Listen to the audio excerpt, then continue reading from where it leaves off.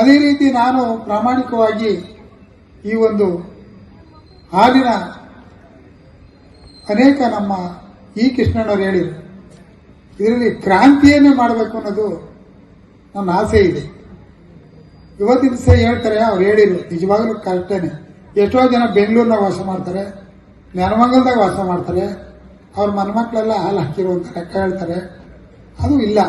ನಾನು ನನ್ನ ಮನೆಯ ಪಕ್ಕದಲ್ಲೇ ಅವಳನ್ನ ಕಟ್ಕೊಂಡು ಅವ್ರ ಸಂಟ ನಾನು ಪ್ರತಿ ದಿವಸ ನಾನು ದೇವ್ರು ನೋಡ್ಕೊಳ್ಳಿ 10ರಿಂದ 11 ಗಂಟೆ ಒಳಗೆ ಹೋಗಿ ಒಂದ್ಸರಿ ಮಾತಾಡ್ಸ್ಕೊಂಡ್ ಬರ್ತೀನಿ. ಅವ್ರನ್ನ ನಿಜವಾಗ್ಲೂ ಮಾತಾಡ್ತವೆ, ನಮ್ಗೆ ಅರ್ಥ ಆಗಲ್ಲ ಅಷ್ಟೇ. ಅವ್ ಭಾಷೆ ಅರ್ಥ ಮಾಡ್ಕೊಬೇಕು, ನಾವು ಅವ್ ಪ್ರೀತಿ ಅರ್ಥ ಮಾಡ್ಕೊಬೇಕು.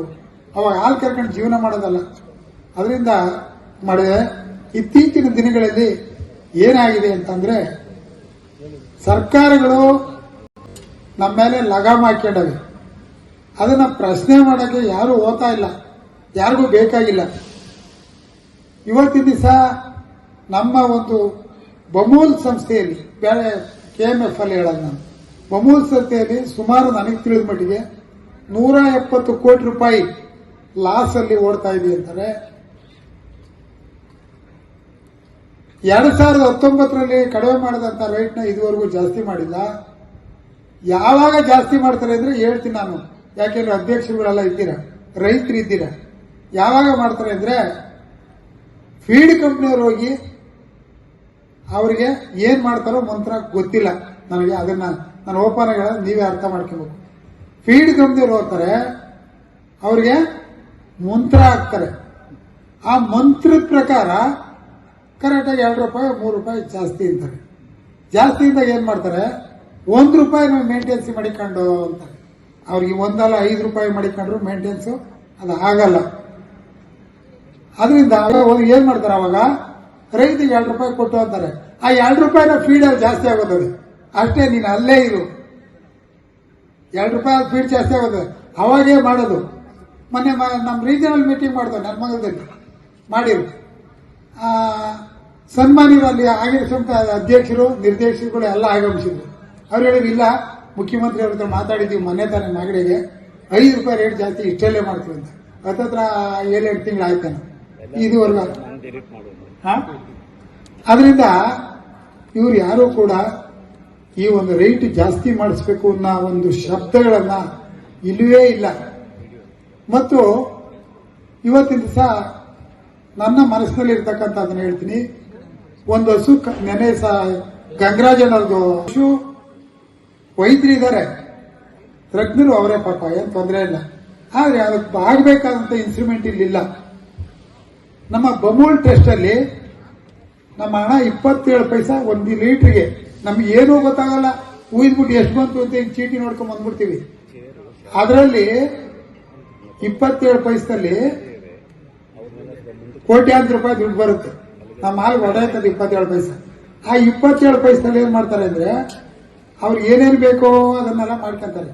ನಾನು ಹೇಳೋದು ಇಷ್ಟೇ, ಆ 27 ಪೈಸದಲ್ಲಿ ಏನು ಕಾಲ್ ಮುರ್ಕಂತವೆ, ಕೈ ಮುರ್ಕಂತವೆ, ಇದಕ್ಕೆ ಸುಸಜ್ಜಿತವಾದ ಒಂದು ಎಕ್ಸ್ರೇ ಇರ್ಬೋದು, ಆಪರೇಷನ್ ಮಾಡತಕ್ಕಂಥ ಇನ್ಸ್ಟಿಟ್ಯೂಟ್ ಇರ್ಬೋದು. ನಮ್ಮ ಬಮೂಲ್ ವ್ಯಾಪ್ತಿಯಲ್ಲಿ 1 ಕಡೆಕೋ 2 ಕಡೆಕೋ ಅದು ಮಾಡಬೇಕು. ಮೊನ್ನೆ ನಂದಕ್ಕೆ ಒಂದು ಹಂಗಾಯ್ತು, 2 ಕಾದಾಡ್ಬಿಟ್ಟು ಎಡಗಾಲು ಸ್ವಲ್ಪ ಮುಳುಗ್ ಬಿಟ್ಕೊಂಡಂಗಾಯ್ತು.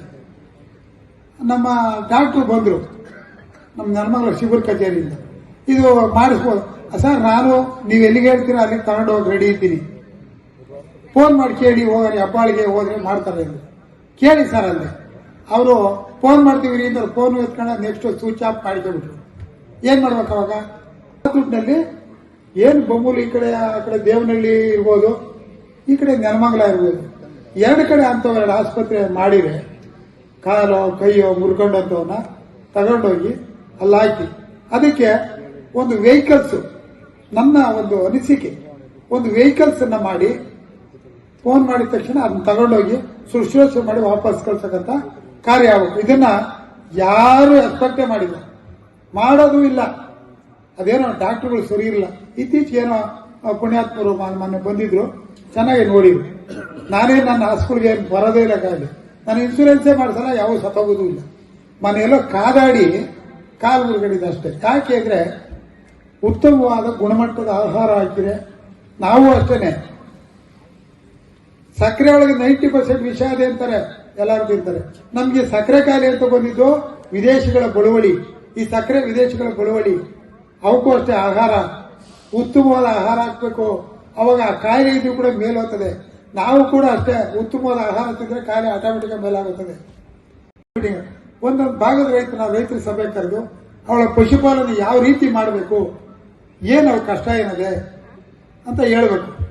ಅದು ಬಿಟ್ಟು ಈ ಯಾವುದೋ ಚೇರ್ಸ್ ನಮ್ಮ 27 ಪೈಸೆಗೆ ಟೋಪಿ ಹಾಕೋದಲ್ಲ ಅಂತ ನಾನು ಅಂದ್ಕೊಂಡಿದ್ದೀನಿ. ಅನ್ಯತಾ ಭಾವಿಸ್ಬೇಡಿ. ನಾನು ಯಾವುದೇ ಪಕ್ಷ ಪಾರ್ಟಿ ಬಗ್ಗೆ ಮಾತಾಡಲ್ಲ. ನಮ್ಮ ಬಮೂಲ್ ಸಂಸ್ಥೆ ಉದ್ಧಾರ ಆಗಬೇಕು. ರೈತರು ಉದ್ಧಾರ ಆಗಬೇಕು, ರೈಟ್ ಕೊಡಬೇಕು. ನಿಜವಾಗ್ಲೂ ಹೇಳ್ತೀನಿ, ಶ್ರೀಕೃಷ್ಣ ಪರಮಾತ್ಮ ನಾನೇನು ಇತ್ತೀಚೆಗೆ ನಮ್ಮ ಕುಮಾರಣ್ಣ ಹತ್ರಕ್ಕೆ ಹೋದ್ರೆ ಅವರು ಹೇಳಿರು, ನಾನು ಹೇಳಿದೆ, ಸ್ವಾಮಿ ಅಣ್ಣ ನೀವು ನೆಕ್ಸ್ಟ್ ಮುಖ್ಯಮಂತ್ರಿ ಆದ್ರೆ ನಮ್ಮ ಬಮೂಲ್ ಸಂಸ್ಥೆಯನ್ನ ಸಪರೇಟ್ ಮಾಡಬೇಕು ಅಂತ. ಹೌದಲ್ವಾ? ನಾನು ಹೇಳಿದೆ, ಒಂದು ನಮ್ದು ಪ್ರಾಥಮಿಕ ಸೊಸೈಟಿ ಇದೆ, ಇಲ್ಲಿ ಪ್ರಾಥಮಿಕ ಸೊಸೈಟಿ ಅಂದ್ರೆ ನಾವು ಹಂಚಿಪುರ ಇದೆ, ಮಾಧವಪುರ ಇಂಥ ಕಡೆ ಆ ಸೊಸೈಟಿಗಳಿಗೆ 11 ಜನ 12 ಜನ 13 ಜನದವರೆಗೂ ಸದಸ್ಯರು ಇರ್ತೀವಿ. ಅದಕ್ಕೆ ಒಂದು ಕಾರ್ಯನಿರ್ವಾಹಕರು ಇರ್ತಾರೆ, ಅದಕ್ಕೆ ಒಬ್ರು ಸಹಾಯಕರು ಇರ್ತಾರೆ, 11 ಜನ ನಾವು ಅಧಿಕಾರಿಗಳಿರ್ತೀವಿ. ಅದಕ್ಕೊಂದು ಆಡಿಟ್ ಅಂತ ಇರ್ತದೆ, ಅದ್ರ ಮೇಲ್ಪಟ್ಟು ಒಂದು ಇದು ಇರ್ತದೆ, ಕ್ಯಾಂಪ್ ಆಫೀಸು, ಅಲ್ಲಿ ಒಬ್ರು ನಿರ್ದೇಶಕರು ಇರ್ತಾರೆ. ಇಷ್ಟೆಲ್ಲ ಮಾಡ್ತೀವಿ, ಅಲ್ಲಿಗೆ ಬರ್ತೀವಿ. ಒಬ್ಬ ಸೋಪ್ನವನು ಒಂದು ರೈಟ್ ಇಟ್ಕೊಂತಾನೆ, ಒಬ್ಬ ಕುರ್ಕುರಿ ಮಾಡೋದು ಒಂದು ರೈಟ್ ಇಟ್ಕೊಂತಾನೆ. ನಮಗೆ ಯಾಕೆ ಇಟ್ಕೊಂಡಿದ್ದೀರಾ ದಯವಿಟ್ಟು, ಹೌದಲ್ವಾ ಬೇರೆಗೌಡ್ರೆ ಅಂತ ಅಂದ್ರು. ಇವರು ಈ ಕೆಲಸವನ್ನ ಅವ್ರು ಹೇಳಿ ಅವ್ರ ಮನವೊಲಿಸಿ ನಮ್ಮ ರೈತರನ್ನ ಫ್ರೀಯಾಗಿ ಬಿಡಿ ಅಂತೇಳಿ ಹೇಳೋ ಕೆಲಸ ಆಗಬೇಕು. ಯಾರು ಮಾಡ್ತಾ ಇಲ್ಲ.